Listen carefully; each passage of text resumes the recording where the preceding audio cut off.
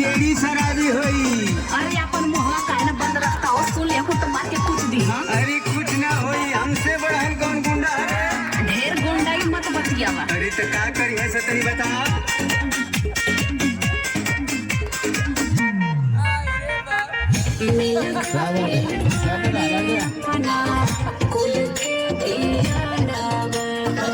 रोजे रोजे चलते छुट्टा हुई छुट्टा।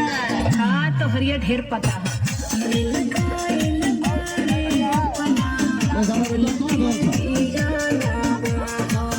रोजे रोजे चलते